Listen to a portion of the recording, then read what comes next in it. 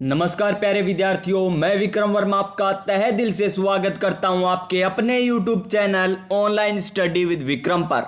तो प्यारे विद्यार्थियों, आप सभी स्वस्थ होंगे, मस्त होंगे और अपनी अपनी तैयारी में व्यस्त होंगे। जैसा कि आप सभी को पता है कि आपका एग्जाम होना है 30 जून को और उसके दिन मात्र बचे हैं 25 दिन। कितने बचे हैं? 25 दिन बचे हैं। और इन 25 दिनों में हम हिंदी के वे क्वेश्चन करने वाले हैं जो बार बार बीएसटीसी के एग्जाम में पूछे जाते हैं। और आज का हमारा टॉपिक क्या रहने वाला है? वाक्यांश के लिए एक शब्द। कौन सा टॉपिक रहने वाला है? वाक्यांश के लिए एक शब्द रहने वाला है। और आज की हमारी बीएसटीसी के लिए 5 नंबर क्लास रहने वाली है। कितनी नंबर? 5 नंबर क्लास रहने वाली है। तो इस क्लास को लास्ट तक देख लेना, क्योंकि इस क्लास में वे क्वेश्चन है जो बीएसटीसी के एग्जाम में बार बार पूछे जाते हैं और आपको शानदार और मजेदार तरीके से यहां पर क्वेश्चन करवाए जाएंगे। बस इस क्लास को लास्ट तक देख लेना। तो चलिए आज की क्लास हम स्टार्ट करते हैं नई ऊर्जा नई उमंग के साथ। तो रख हौसला, वो मंजर भी आएगा, प्यासे के पास चलकर समंदर भी आएगा। थक कर ना बैठे मंजिल के मुसाफिर, मंजिल भी मिलेगी और मंजिल पाने का मजा भी आएगा। जी हाँ प्यारे विद्यार्थियों, आपको मंजिल जरूर मिलेगी एक दिन। तो देखिए, वाक्यांश के लिए एक शब्द की बात करें तो आज का हमारा क्वेश्चन नंबर 1। और क्या है क्वेश्चन नंबर 1? निम्न में से किस वाक्यांश के लिए अप्रिमेय शब्द का प्रयुक्त होता है? यानी अप्रिमेय शब्द किसके लिए प्रयुक्त होता है यह हमें बताना है। ऑप्शन नंबर 1, जो मापा ना जा सके। ऑप्शन नंबर बी, जो कभी पूर्ण न हो सके। ऑप्शन नंबर सी, जिसका कोई परिमाप न हो। और ऑप्शन नंबर डी, जो कभी परम न कहा जा सके। जो कभी परम न कहा जा सकते। तो इसका सही आंसर क्या होगा? Option number A. क्या हो जाएगा? ऑप्शन नंबर ए, यानी जो मापा ना जा सके उसे क्या कहते हैं? अप्रिमेय कहते हैं। जो मापा ना जा सके उसे क्या कहते हैं? अप्रिमेय कहते हैं। और जो मापा जा सके उसे क्या कहते हैं? तो प्रिमेय कहेंगे क्या? जी हाँ प्यारे साथियों, जो मापा ना जा सके उसे अप्रिमेय कहते हैं और जो मापा जा सके उसे क्या कहते हैं? प्रिमेय कहते हैं। यानी जो मापा ना जा सके अप्रिमेय कहलाता है। Question number 2। और क्या है क्वेश्चन नंबर 2?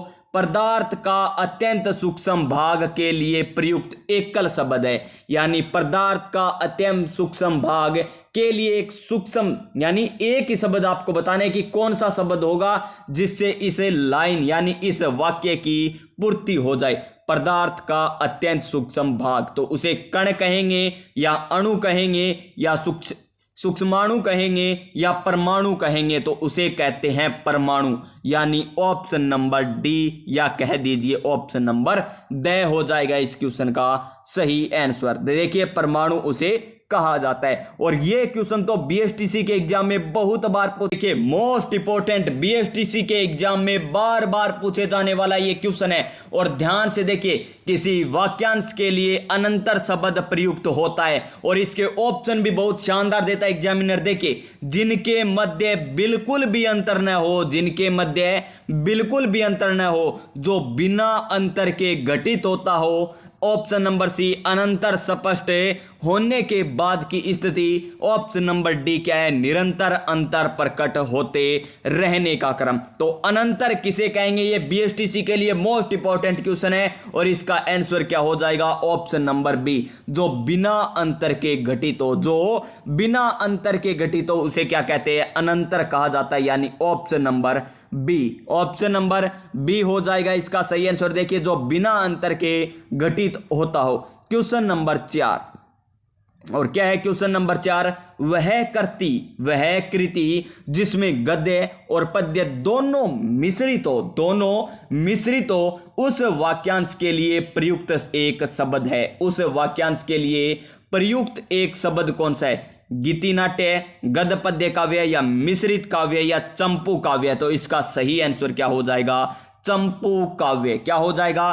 चंपू काव्य, यानी ऑप्शन नंबर डी हो जाएगा इसका सही आंसर। देखिए जो बिना पढ़े जाएगा ना वो क्या करके आएगा, देखिए गद्य और पद्य दोनों का मिश्रित करना, ये लीजिए मिला दीजिए, या कुछ करके आएंगे मिश्रित, इस पर तो कोई जाएगा ही नहीं, चंपू काव्य पर कोई जाएगा ही नहीं। लेकिन जिसने पढ़ रखा है ना वो मान के चलिए यहां पर चंपू काव्य ही करके आएगा और उसका 100% इस क्वेश्चन का सही आंसर भी माना जाएगा। तो चलिए चलते हैं हमारे नेक्स्ट क्वेश्चन पर। इसका सही आंसर चंपू काव्य हो चुका है। क्वेश्चन नंबर 5, जो थोड़ा जानता हो, जो थोड़ा जानता हो के लिए एक शब्द है, यानी थोड़ा मतलब किन किन तो जान लाग रहे वो। देखो ज्ञानी, ज्ञानी हम उसे बिल्कुल भी नहीं कह सकते। अल्पज्ञ, यानी यहां पर देखिए अल्प प्लस में अज्ञ, अल्प प्लस में ज्ञ, अल्प प्लस में ज्ञ, यानी प्यारे विद्यार्थियों अल्प का मतलब क्या हो गया यहां पर, अल्प का मतलब थोड़ा, यानी जो थोड़ा जानता है, यानी जो थोड़ा जानता है अल्पज्ञ हो जाएगा। क्या हो जाएगा, अल्पज्ञ। यहां पर बहुज्ञ है, यहां पर बहु का अर्थ होता है ज्यादा, बहु का अर्थ क्या होता है ज्यादा, यानी वो ज्यादा नहीं जानता, वो क्या जानता है थोड़ा जानता है, यानी ऑप्शन नंबर बी हो जाएगा इसका सही आंसर। यानी क्वेश्चन नंबर 5 का सही आंसर ऑप्शन नंबर बी अल्पज्ञ। क्वेश्चन नंबर 6, ये शानदार क्वेश्चन है कि सूची फर्स्ट और सूची सेकंड का मिलान कीजिए। एक तरफ सूची फर्स्ट दे रखी है, एक तरफ सूची सेकंड दे रखी है, हमें क्या करना है, मिलान करना है। देखिए एक नंबर लौटकर आया हुआ, लौटकर आया हुआ को क्या कहते हैं, कृतज्ञ कहते हैं या कृतघ्न कहते हैं या प्रत्यागत कहते हैं या आगत कहते हैं। तो लौटकर आया हुआ को कहते हैं प्रत्यागत। क्या कहते हैं, प्रत्यागत कहते हैं। फिर देखिए बी नंबर, जो किए गए उपकार को मानता है, जो किए गए उपकार को मानता है तो कृतज्ञ कहलाता है या कृतघ्न कहलाता है या आगत कहलाता है, तो वो कहलाता है कृतज्ञ।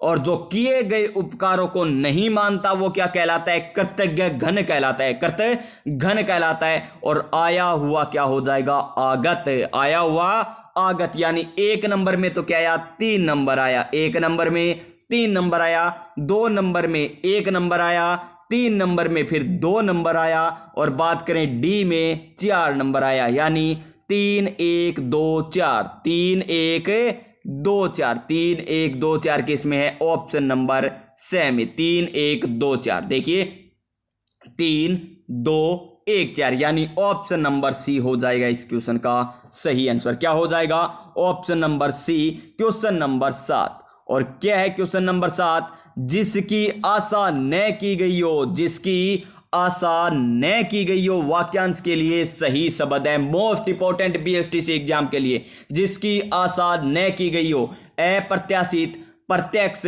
अनायास या आशित। तो इसका सही आंसर क्या हो जाएगा, अप्रत्याशित। क्या हो जाएगा प्यारे साथियों, अप्रत्याशित इसका सही आंसर हो जाएगा, यानी option number A. Option number A कह दीजिए या ऑप्शन नंबर ए कह दीजिए या ए कह दीजिए, यानी अप्रत्याशित। क्वेश्चन नंबर 9, और क्या है क्वेश्चन नंबर 9, जिसकी कोई संतान न हो, जिसकी कोई संतान न हो उपयुक्त वाक्यांश के लिए सही शब्द है। देखिए जिसके माता पिता न हो उसे तो क्या कहते हैं, अनाथ कहते हैं, और लेकिन जिसकी कोई संतान न हो उसे क्या कहते हैं, निसंतान कहते हैं। क्या कहते हैं प्यारे विद्यार्थियों, निसंतान कहते हैं, यानी ऑप्शन नंबर डी हो जाएगा इसका सही आंसर, या ऑप्शन नंबर द, निसंतान उसे कहा जाता है। क्वेश्चन नंबर 10, और क्या है क्वेश्चन नंबर 10, देखिए यहां पर आपको 4 क्वेश्चन मिलेंगे। क्वेश्चन नंबर 10 में 4 क्वेश्चन आपको करवाए जाएंगे, और इसी प्रकार जब हमने सूची फर्स्ट और सूची सेकंड को मिलाया था, लौटकर आया हुआ प्रत्यागत, लौटकर आया हुआ प्रत्यागत जो हमने किए थे 4 क्वेश्चन उसमें किए थे। देखिए यहां पर हम 15-25 क्वेश्चन करेंगे ना, तो मान के चलिए लगभग 25 के ही 35 क्वेश्चन हमारे क्लियर हो जाएंगे। तो देखिए जो पहले हो का हो, जो पहले का हो, हमें क्या बताना है, असंगत विकल्प बताना है। क्या बताना है, असंगत विकल्प, यानी कौन सा सही नहीं है ये हमें बताना है। इनमें से 3 तो सही है और 1 क्या है, गलत है, तो हमें वो गलत है ना वो बताना है। तो देखिए जो पहले का हो अभूतपूर्व गलत, क्यों हुआ प्यारे विद्यार्थियों, जो पहले का हो उसे क्या कहते हैं, उसे कहा जाता है भूतपूर्व कहा जाता है। क्या कहा जाता है, भूतपूर्व कहा जाता है। और यहां पर क्या कह रहा है ये अभूतपूर्व, यानी ऑप्शन नंबर ए ही हो जाएगा इस क्वेश्चन का सही आंसर। और देखिए 3 क्वेश्चन और कर लेते हैं। जिसका निवारण न किया जा सके अनिवार्य है, जिसका निवारण न किया जा सके अनिवार्य है। और जो कार्य कष्ट सहकर किया जाए उसे क्या कहते हैं, कष्ट साध्य कहा जाता है। और जो आंखों के सामने उसे क्या कहा जाता है, प्रत्यक्ष कहा जाता है। क्या कहा जाता है, प्रत्यक्ष कहा जाता है। इसका सही आंसर ऑप्शन नंबर ए जो पहले का हो अभूतपूर्व कहलाता है। क्वेश्चन नंबर 11, और क्या है क्वेश्चन नंबर 11, देखिए यावा क्या है, यायावर, यायावर, यायावर शब्द किस वाक्यांश के लिए सार्थक है, यायावर क्या है, यायावर किस वाक्यांश के लिए सार्थक शब्द है, वह जो ध्यान लगाकर बैठता है, वाणी पर नियंत्रण रखने वाला, वह जो बहुत सोच विचार कर बोलता है, वह जो एक जगह टिक कर न रहता है। इसका सही आंसर क्या हो जाएगा, ऑप्शन नंबर डी। क्या हो जाएगा, ऑप्शन नंबर डी हो जाएगा प्यारे साथियों इसका सही आंसर। वह जो एक जगह टिक कर न रहता हो यायावर कहलाता है। क्या कहलाता है, यायावर, यानी वह जो एक जगह टिक कर नहीं रहता। क्वेश्चन नंबर 12, और क्या है क्वेश्चन नंबर 12, बातों का अटकल पच्चू मतलब लगाने वाला वाक्यांश के लिए सार्थक शब्द है। बातों का अटकल पच्चू मतलब लगाने वाला को क्या कहा जाता है, लाल बुजक्कड़े, क्या लाल बुजक्कड़े, बातुल, चुगलखोर या छिंद्रा निवेशी। तो इसे क्या कहा जाता है, लाल बुजक्कड़। क्या कहा जाते हैं, लाल बुजक्कड़ कहते हैं। बातों का अटकल पच्चू मतलब लगाने वाला को लाल बुजक्कड़े कहा जाता है, यानी option number A. Question number 13, और क्या है क्वेश्चन नंबर 13, क्वेश्चन नंबर 13 है आपाद मस्तक शब्द के लिए सार्थक वाक्यांश है। आपाद, इसमें कौन सा समास हो गया, अविभाव समास भी है। और बात करें बहुब्रीहि समास की तो दोनों समास है इसमें। तो आपाद मस्तक शब्द के लिए सार्थक वाक्यांश है पैर से सिर तक मस्तक को झुकाने वाला, क्षण भर में नष्ट होने वाला या आलोचना के योग्य। तो इसका सही आंसर क्या हो जाएगा, पैर से सिर तक, यानी ऑप्शन नंबर ए, पैर से सिर तक आपाद मस्तक कहलाता है। क्वेश्चन नंबर 14, और क्या है क्वेश्चन नंबर 14, उपयुक्त स्थानापन्न शब्द सही नहीं है, शब्द नहीं है, यानी हमें बताना है कौन सा सही नहीं है। मासल व मोटा शरीर, सतुल का छोटा कैसे हो गया, ये तो सतुल का मतलब क्या होता है, छोटा। मासल एवं मोटा शरीर सतुल का कैसे हो गया, ये हो गया गलत।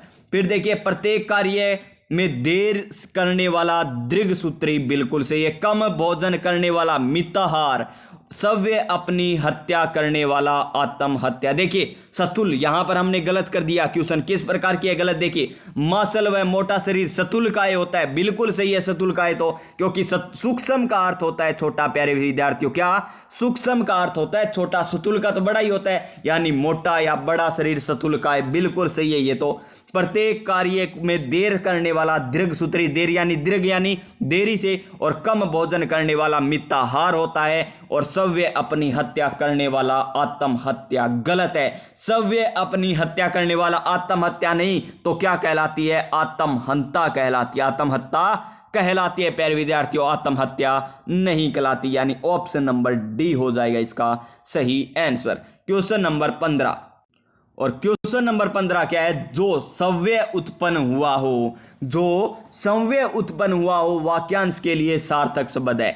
सव्य सिद्ध, स्वयंभू, सहजात या प्रत्यनुपन्न, यानी प्रत्यय व्युत्पन्न। तो इसका सही आंसर क्या हो जाएगा, स्वयंभू, यानी जो सव्य उत्पन्न हुआ हो उसे क्या कहते हैं, स्वयंभू कहते हैं, यानी ऑप्शन नंबर बी हो जाएगा इसका सही आंसर। क्या हो जाएगा, ऑप्शन नंबर बी कह दीजिए। क्वेश्चन नंबर 16, और क्वेश्चन नंबर 16 क्या है, किस विकल्प में वाक्यांश के लिए सार्थक शब्द सही नहीं है, ये हमें बताना है। अत्यधिक सुंदर और प्रिय, अतिकांत। अब कोई आपको अत्यधिक सुंदर और प्रिय लगे ना, उसको क्या कहना है, अतिकांत। क्या कहना है, अतिकांत। अब यहाँ कौन कहना, तू बड़ो सुंदर है, बड़ो सुन है, अतिकांत है, तू अतिकांत है, बस याद रह जाएगा। पूर्व दिशा की प्रातःकालीन लाली, तो उसे क्या कहते हैं, अरुणा कहते हैं, बिल्कुल सही है। अंगूठे व मध्यमा के बीच की अंगुली अनामिका। गलत है। तो अनामिका कहां पर होती है? अनामिका होती है तर्जनी और मध्यमा के बीच। तर्जनी और मध्यमा के बीच जो उंगली होती है उसे अनामिका कहते हैं। यानी ऑप्शन नंबर स हमें क्या दे रखा है? गलत दे रखा है। और अनिश्चित जीविका आकाशवर्ती, ये भी सही है। देखिए इसमें कितने आपको पता चल गए, 1 2 3 4, यानी एक क्वेश्चन से आपको 4 क्वेश्चन करवा दिए गए। यानी अंगूठे व मध्यमा के बीच की अंगुली को अनामिका नहीं कहा जाता। तो किनके मध्य की कहा जाता है? तर्जनी और मध्यमा के बीच की अंगुली को क्या कहते हैं? उसे कहते हैं अनामिका। फिर देखिए नेक्स्ट क्वेश्चन, अपने मुंह है अपनी प्रशंसा करने वाला। अपने मुंह है अपनी प्रशंसा करने वाला वाक्यांश के लिए उपयुक्त शब्द है आत्मश्लाघी, आत्माराम, आत्मरत या आत्मानंद। तो इसका सही आंसर क्या हो जाएगा? आत्मश्लाघी। जो अपने मुंह है अपनी ही प्रशंसा करने लगे आत्मश्लाघी कहलाता है। क्वेश्चन नंबर 18, और क्या है क्वेश्चन नंबर 18? हाथ के अंगूठे, यानी ये हमारा हाथ है, ये अंगूठो है, देख लियो, आ एक उंगली, फिर आ उंगली बडोड़ी आगिर, आ उंगली आगिर, आ उंगली चिटली, चिटली छोटी बनावानी, ओहो अंगूठो, आ फिर एक अंगली, फिर बडोड़ी आंगली आ गया अपनी इकाई करा, फिर एक और आ गई, आ चिटली आंगली आ गई। वो अपनो हाथ है। देखो ओ हाथ हो गयो, तो देखो हाथ के अंगूठे और हाथ को अंगूठो के ठीक पास वाली उंगली को क्या कहते हैं? तो इसे क्या कहते हैं? इसे कहते हैं तर्जनी। क्या कहते हैं? तर्जनी कहा जाता है। क्या कहा जाता है? तर्जनी कहा जाता है। यानी ऑप्शन नंबर डी हो जाएगा इसका सही आंसर। ये कनिष्ठिका हो गई, ये अनामिका हो गई, ये मध्यमा हो गई, यानी इसका सही आंसर तर्जनी, option number D, option number D. Question number 19, और क्या है क्वेश्चन नंबर 19? मरने की इच्छा, मरने की इच्छा हेतु उपयुक्त शब्द है। मरने की इच्छा है तो मुमुत्सा या मुमुर्सा, जिजीविषा या उत्सर्गेच्छा, या इसका सही आंसर क्या हो जाएगा? Option number B. क्या हो जाएगा? ऑप्शन नंबर बी हो जाएगा, मुमुर्सा, option number B. Question number 20, देखिए इसमें हम फिर क्वेश्चन करेंगे, 4 क्वेश्चन करने वाले हैं। देखिए वाक्यांश के लिए सार्थक शब्द सही नहीं है, सही नहीं है, यह हमें बताना है। तो देखिए ऑप्शन नंबर 1, दूत का कार्य दौत्य, बिल्कुल सही है। हर 15 दिन होने वाला पाक्षिक, बिल्कुल सही है। मोक्ष की इच्छा रखने वाला मुमुक्षु, क्या है? मुमुक्षु। और दीक्षा देने वाला दीक्षांत नहीं होता प्यारे विद्यार्थियों। क्या नहीं होता? दीक्षांत नहीं होता। तो दीक्षा देने वाला क्या होता है? लिख दीजिए कमेंट बॉक्स में। क्या करना है? कमेंट बॉक्स में आपको आंसर बताना है। इसका सही आंसर ऑप्शन नंबर डी हो जाएगा। चलिए चलते हैं हमारे क्वेश्चन नंबर 21 पर। और क्या है क्वेश्चन नंबर 21? तो ध्यान से देखिए, कौन सा विकल्प सम्मिलित नहीं है? कौन सा विकल्प सम्मिलित नहीं है यह हमें बताना है। जो जानने की इच्छा रखता हो, जिज्ञासु, बिल्कुल सही है। नापाक इरादे की जाने वाली मंत्रणा, दुर्बी संधि, बिल्कुल सही है। मध्याह्न के बाद का समय अपराह्न, बिल्कुल सही है। जो इस लोक से भिन्न हो, अलौकिक, गलत है प्यारे विद्यार्थियों। क्या है? गलत है। जो इस लोक से भिन्न हो, अलौकिक नहीं कहलाता। यानी ऑप्शन नंबर डी हो जाएगा इसका सही आंसर। क्या हो जाएगा? Option number D. Question number 22, क्या है क्वेश्चन नंबर 22? क्वेश्चन नंबर 22 है, जो प्रमाण से सिद्ध हो सके, जो प्रमाण से सिद्ध हो सके उसे क्या कहते हैं? उसे कहा जाता है प्रिम्य। क्या कहा जाता है? प्रिम्य। यानी जो प्रमाण से सिद्ध हो सके उसे प्रिम्य कहा जाता है। यानी option number C, option number C हो जाएगा। क्वेश्चन नंबर 23, क्या है क्वेश्चन नंबर 23? एक देश से दूसरे देश में माल भेजना, वाक्यांश के लिए एक शब्द है। एक देश से दूसरे देश में माल भेजना, वाक्यांश के लिए एक शब्द है। यांत्रिकी, भारोपीय, निर्यात या आयात। देखिए आयात तो करना, एक देश से हमारे देश में आना, दूसरे देश से हमारे देश में आना, ये तो आयात होता है। लेकिन हम दूसरे देश को माल भेज रहे हैं, ये क्या कहलाता है? निर्यात कहलाता है। क्या कहलाता है? निर्यात कहलाता है। यानी option number C. Question number 24, और क्या है क्वेश्चन नंबर 24? क्वेश्चन नंबर 24 है हमारा, जिसका पालन दूसरे ने किया हो। उपयुक्त वाक्यांश के लिए उचित एक शब्द चुनिए। उक्त वाक्यांश के लिए एक उचित शब्द सुनना है जिसका पालन दूसरे ने किया हो। प्रभृत, फगुआ, निरूपण या परोक्ष। तो इसका सही आंसर क्या हो जाएगा? प्रभृत, यानी option number A. Option number A हो जाएगा इसका सही आंसर। और आज का हमारा अंतिम क्वेश्चन रहने वाला है क्या? 25 नंबर क्वेश्चन है। और क्या है? नाटक के अंत में, नाटक के अंत में प्रयुक्त मांगलिक पद के लिए सार्थक शब्द है। नाटक के अंत में प्रयुक्त मांगलिक पद के लिए सार्थक शब्द कौन सा है? भर्त वाक्य है, मंगल वाक्य है, विदूषक या व्याज वाक्य है। तो इसका सही आंसर क्या हो जाएगा? भर्त वाक्य। क्या हो जाएगा प्यारे विद्यार्थियों?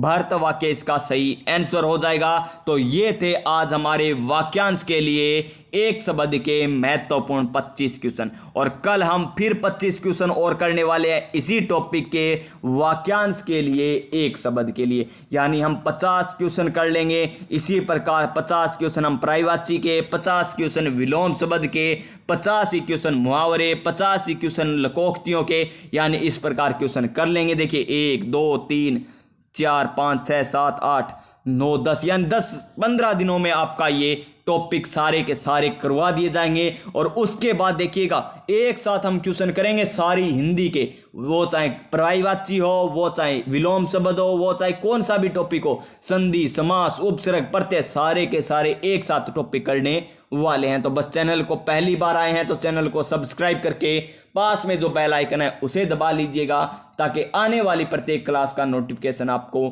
मिल सके। मिलते हैं नेक्स्ट क्लास में, तब तक जय हिंद, जय भारत।